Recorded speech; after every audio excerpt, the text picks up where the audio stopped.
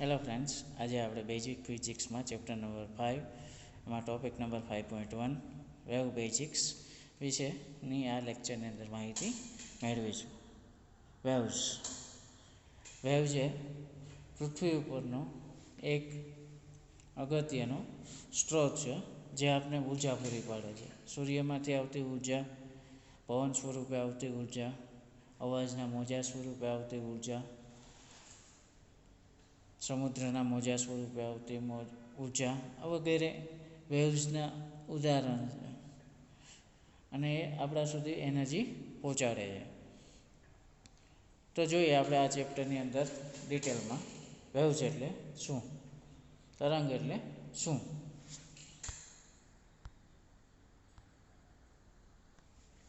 આપણી પાસે પ્રશ્ન થાય તરંગ એટલે શું, તો કે તરંગ એટલે માધ્યમમાં કે અવકાશમાં પ્રસરતા વિક્ષોભને તરંગ કહે છે. એટલે કે માધ્યમની અંદર જ્યારે ડિસ્ટર્બન્સ ઊભો થાય ત્યારે તેને વેવ્સ જનરેટ થાય છે. હવે આ વેવ્સ છે એના પ્રકારો, તો વેવ્સના પ્રકારો છે તેના ગુણધર્મોના આધારે અલગ અલગ પાડવામાં આવે છે. પહેલો જે પ્રકાર છે એ ગતિ કરવાની ક્ષમતાના આધારે, એટલે કે માધ્યમની અંદર અથવા તો શૂન્ય અવકાશમાં વેવ્સ જે ગતિ કરે છે એની ક્ષમતાના આધારે પહેલો પ્રકાર છે પ્રોગ્રેસિવ વેવ્સ, મીન્સ કે પ્રગામી તરંગો. પ્રગામી તરંગો એટલે કે જે બિંદુએથી ઉત્સર્જન પામે છે ત્યાંથી બીજા બિંદુ સુધી પહોંચે છે, ત્યાં સુધીમાં દરેક બિંદુ આગળ ઉર્જાનું વહન કરે છે. આવા જે તરંગો છે એને કહેવાય પ્રોગ્રેસિવ વેવ્સ, મીન્સ કે પ્રગામી તરંગો.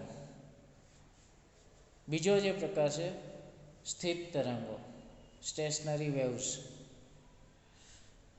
માધ્યમ જ્યારે ગતિમાં હોય ત્યારે તેની વિરુદ્ધ દિશામાં ગતિ તરંગ જ્યારે તેમાંથી પસાર થાય ત્યારે જે તરંગ ઉત્પન્ન થાય તેવા તરંગને સ્થિત તરંગ કહે છે.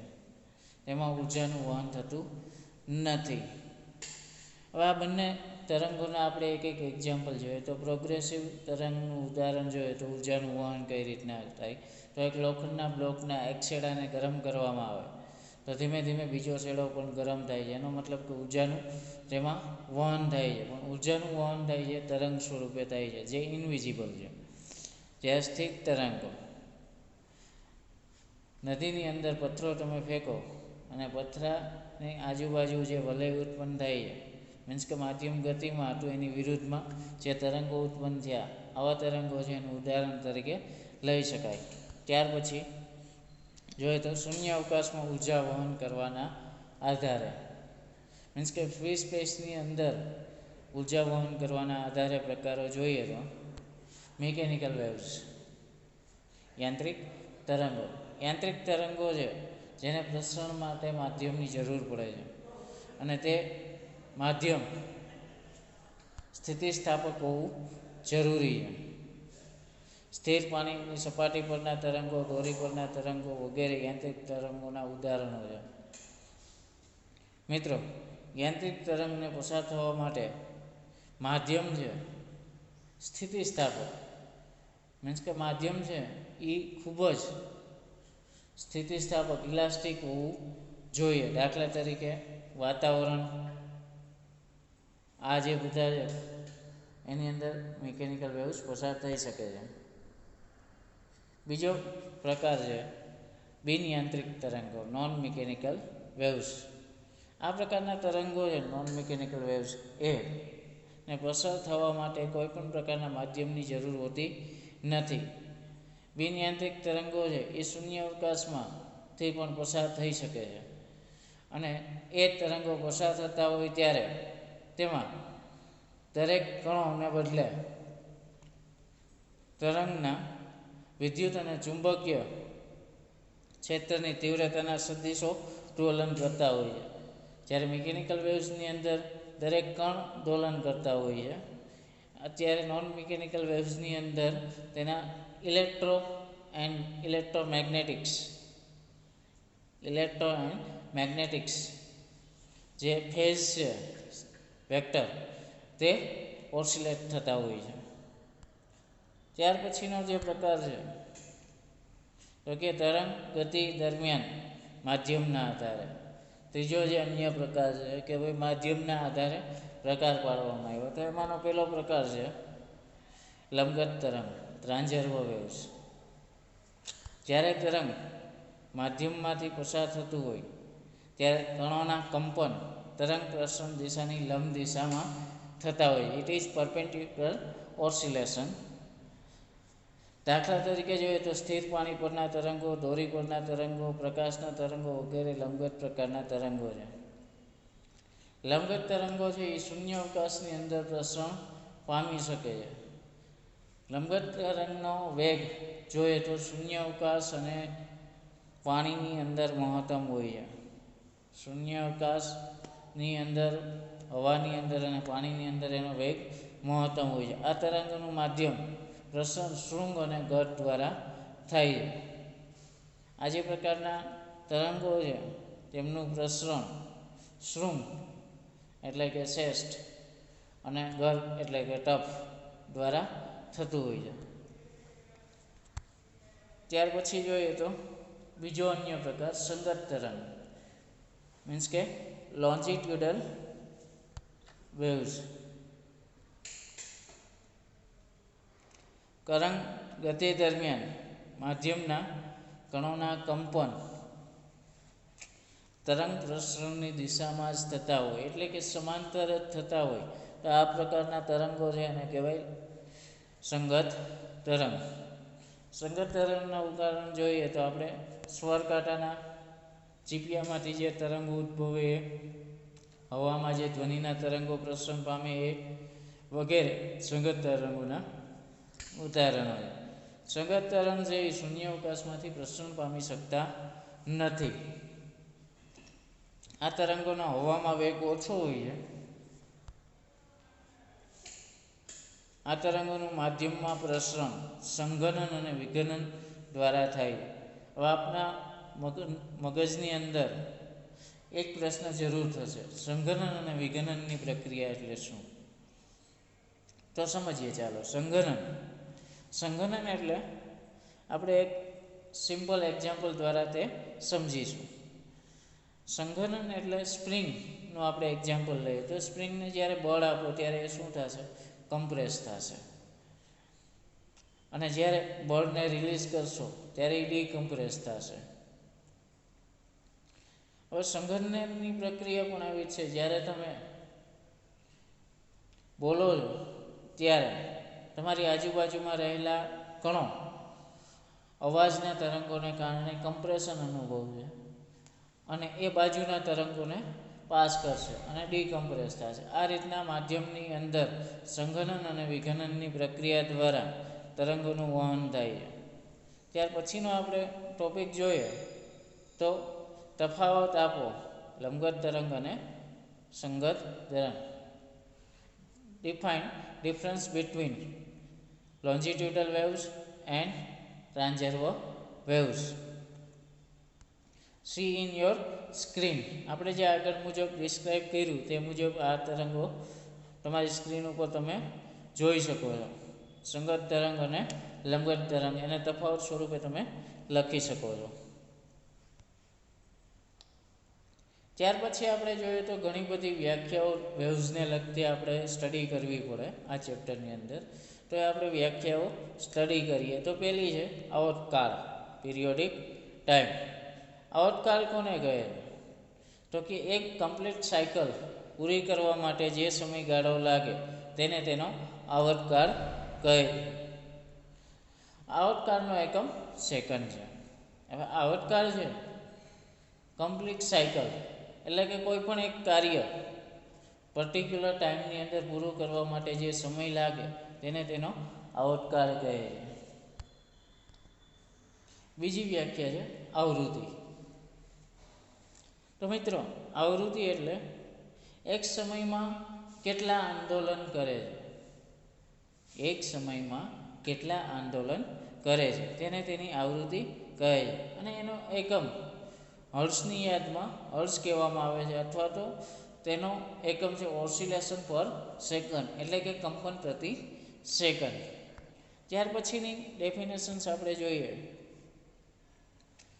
એ પહેલાં આવૃત્તિ અને આવર્તકાળ વચ્ચેનો સંબંધ જે આપણે એ જોઈએ તો આવર્તકાળ અને આવૃત્તિ એકબીજાના વ્યસ્ત પ્રમાણમાં હોય છે, એટલે કે આવૃત્તિ વધે તો આવર્તકાળ ઘટે અને આવર્તકાળ વધે તો આવૃત્તિ ઘટે. ત્યાર પછી કળા ફેઝ. ભૌતિક વિજ્ઞાનની અંદર આ એક અગત્યની ભૌતિક રાશિ છે કે જેના દ્વારા આપણે વેવ્સની દરેક સમયની સાથે પોઝિશન સ્થાન જાણી શકશું. એ કયા પોઝિશનની અંદર છે એને આપણે કમ્પેરિઝન કરી શકશું. એટલે કે તરંગ ગતિ માધ્યમમાં બધા જ કણોના કંપન કરતા હોય ત્યારે કોઈ ચોક્કસ સમયે જુદા જુદા કણોના સ્થાન ગતિ દિશા જુદી જુદી હોય છે. તરંગ ગતિ દરમિયાન કંપન કરતા કણોની ગતિની દિશા અને સ્થાનની માહિતી આપતી ભૌતિક રાશિ છે. સિમ્પલ આપણે જોઈએ તો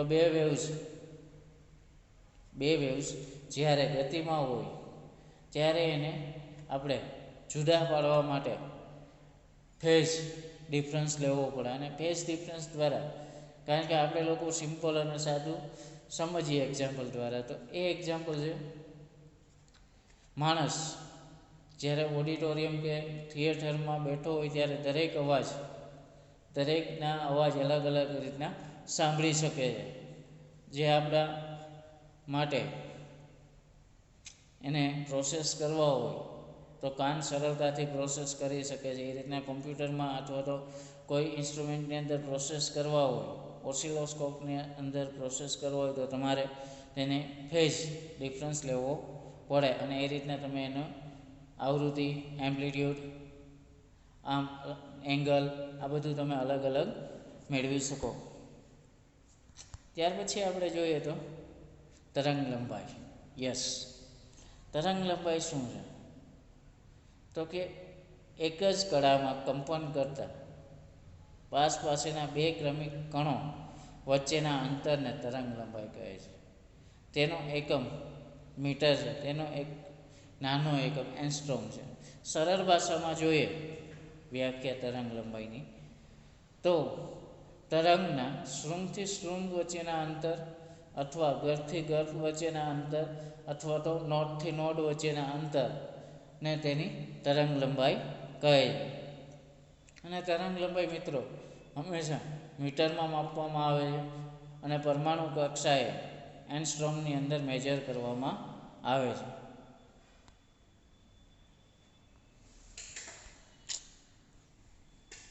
એક એંગસ્ટ્રોમ બરાબર 10⁻⁻⁰ મીટર અને સેન્ટીમીટરની અંદર જોઈએ તો 10⁻⁸ સેન્ટીમીટર. ધ્વનિ તરંગની ઝડપ જે રીતના સામાન્ય રીતના આપણે ઝડપ, વેલોસિટી, સ્પીડ મેજર કરીએ છીએ, ગતિની અંદર કાઇનેમેટિક્સની અંદર આપણે જે રીતના મેજર કરીએ છીએ તેમાં આપણે શું કરીએ છીએ તો પદાર્થે કાપેલા અંતરને, એકમ સમયમાં કાપેલા અંતરને તેની ઝડપ કહે છે. પણ અહીંયા વેવ્સની અંદર આપણે જોઈએ તો ધ્વનિ તરંગે માધ્યમમાં એકમ સમયમાં કાપેલા અંતરને તેની ઝડપ કહે છે. તેનો એકમ મીટર પ્રતિ સેકન્ડ છે. અહીંયા આપણે અંતર કેવી રીતના મેળવી શકીએ તો અંતર મેળવવા માટે આપણે તરંગ લંબાઈને કન્સિડર કરવાની છે અને સમય મેળવવા માટે આપણે પિરિયોડિક ટાઈમને કન્સિડર કરવાનો છે. ત્યાર પછીની ડેફિનેશન છે કંપ વિસ્તાર, એમ્પ્લિટ્યૂડ. તરંગ ગતિમાં હોય ત્યારે તે ઓસિલેશન કરતો હોય છે, મીન્સ કે કંપન કરતો હોય છે, ત્યારે કોઈ પણ એક દિશાની અંદર કણે મેક્સિમમ જે સ્થાન ડિસ્પ્લેસમેન્ટ એચીવ કરેલું છે, મેક્સિમમ સુધી પહોંચેલો છે, તેને તેનો કંપ વિસ્તાર કહે છે, મીન્સ કે ઓસિલેશન કહે છે, એમ્પ્લિટ્યૂડ કહે છે.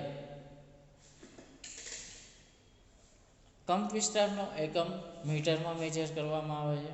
નાના એકમોની અંદર સેન્ટીમીટર અને મિલીમીટરમાં પણ મેજર કરવામાં આવે છે. ત્યાર પછીની ડેફિનેશન જોઈએ તો સરળ આવર્ત ગતિ, simple harmonic motion. Simple harmonic motion સમજીએ તો નિયત બિંદુ તરફ લગતા બળની અસર હેઠળ તે પોતાના સ્થાનની આસપાસ ડોલન કરતો હોય તો આવા જે ગતિ છે એને તેની સરળ આવર્ત ગતિ કહે છે. આપણે ઉદાહરણ દ્વારા સમજીએ તો સિલાઈ કરવાનું મશીન જેમાં સોયની ગતિ છે તે પોતાના મધ્યમાન સ્થાનની આસપાસ અપ એન્ડ ડાઉન થતી હોય. બીજું એક્ઝામ્પલ લઈએ તો એન્જિનની અંદર લાઇનર અને પિસ્ટનની ગતિ જે પોતાના પાથ ઉપર અપડાઉન કરે છે. આ પ્રકારની જે ગતિ છે એને કહેવાય સરળ આવર્ત ગતિ. ત્યાર પછી જોઈએ તો ધ્વનિ તરંગની લાક્ષણિકતાઓ. આપણે જે અવાજના તરંગો છે આ અવાજના તરંગોની લાક્ષણિકતાઓ આપણે આ ચેપ્ટરની અંદર જોઈએ. તો ધ્વનિના તરંગો છે એ સંગત પ્રકારના તરંગો છે. It is longitudinal waves. પ્રકાશના તરંગોની માફક ધ્વનિના તરંગોનું શોષણ, પરાવર્તન, વક્રીભવન વગેરે થાય છે. દાખલા તરીકે આપણે લોકો જાણીએ છીએ કે અવાજ છે એ બહુ દૂર સુધી જઈ શકતો નથી કારણ કે વાતાવરણની અંદર શોષાઈ જાય છે, મટીરિયલની અંદર શોષાઈ જાય છે. પછી આપણે લોકો જાણીએ છીએ કે ઓરડાની અંદર આપણે મોટેથી બોલીએ તો આપણે પડઘો સંભળાય છે, તે ધ્વનિના તરંગોનું પરાવર્તન થાય છે. જે આપણે લોકો જાણીએ છીએ કે અલગ અલગ માધ્યમમાં પાણીમાંથી હવામાંથી પાણીમાં આપણે અવાજના તરંગો છે એ ઓછા સંભળાય છે અથવા તો એનો વેગ ઘટી ગયો હોય અથવા તો એની તીવ્રતા ઘટી ગઈ હોય એવો અહેસાસ થાય છે. મીન્સ કે આવી ઘટનાઓ તરંગ સાથે બને છે. ધ્વનિ તરંગના પ્રસરણ માટે માધ્યમ જરૂર છે. ધ્વનિના તરંગો છે એ શૂન્ય અવકાશમાંથી પસાર થઈ શકતા નથી. ખાસ મિત્રો યાદ રાખજો કે ધ્વનિના તરંગો જ્યારે માધ્યમમાં પ્રસાર થાય છે ત્યારે માધ્યમ સ્થિતિસ્થાપક હોવું જરૂરી છે અને દરેક માધ્યમની અંદર ધ્વનિના તરંગોનો વેગ બદલાય છે. ધ્વનિના તરંગ એક માધ્યમમાંથી બીજા માધ્યમમાં જાય ત્યારે આવૃત્તિ અચળ રહે છે, પરંતુ તેનો વેગ બદલાય છે અને તરંગ લંબાઈ બદલાય છે, જેને કારણે ધ્વનિના તરંગોનું મૂળ સ્વરૂપ બદલી જાય છે.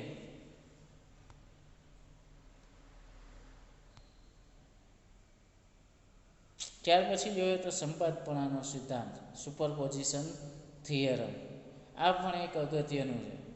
સુપરપોઝિશન થિયરમ સમજીએ તો જ્યારે માધ્યમની અંદર એક કરતાં વધારે તરંગો હાજર હોય એટલે કે એકબીજા ઉપર ઓવરલેપ થતા હોય ત્યારે કોઈ પણ બિંદુએ પરિણામી તરંગની તીવ્રતા તે જ બિંદુના બે સ્વતંત્ર તરંગોની તીવ્રતાના સદિશ સરવાળા બરાબર હોય. સંપાતપણાનો સિદ્ધાંત આપણે ઉદાહરણ દ્વારા સમજીએ તો મ્યુઝિક સિસ્ટમ.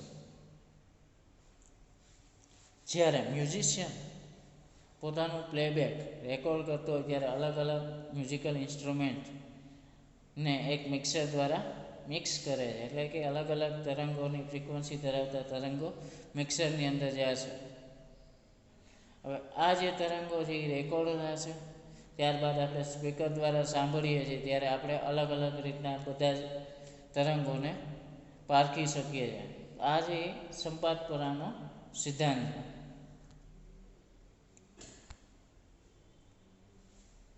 મિત્રો ત્યાર પછીનો એક અગત્યનો ટોપિક છે ધ્વનિ તરંગનો વેગ, તરંગ લંબાઈ અને આવૃત્તિ વચ્ચેનો સંબંધ. આ જે જીટીયુની અંદર એક અગત્યનો ટોપિક છે કે જેના ઉપરથી MCQ અને 3 માર્ક્સના એક્ઝામ્પલ પૂછાય છે. હવે આ ત્રણેય વચ્ચેનો રિલેશન શું છે? Relations between velocity, wavelength and frequency. તો સમજીએ. ધ્વનિ તરંગની તરંગ લંબાઈ લેમ્બડા જેટલું અંતર કાપવા માટે ટી જેટલો સમય લાગે છે, તેને ધ્વનિ તરંગનો વેગ કહે છે. v = λ/t. હવે મિત્રો આગળ મેં જે ડેફિનેશનમાં કીધું હતું કે આવર્તકાળ અને આવૃત્તિ છે એ એકબીજાના વ્યસ્ત પ્રમાણમાં હોય છે, તો અહીંયા આપણે 1/t = f લઈ શકીએ અથવા તો n વડે પણ ઘણી બુક્સની અંદર દર્શાવેલું છે તો પણ વાંધો નથી. આવૃત્તિનો સિમ્બોલ n વડે પણ દર્શાવીએ છીએ. તેથી હવે શું થશે તો v is equal to F lambda. ધ્વનિનો વેગ એ આવૃત્તિ અને તરંગ લંબાઈના સમપ્રમાણમાં હોય છે અથવા તો ગુણાકાર જેટલો હોય છે. Thank you class. Thank you friends.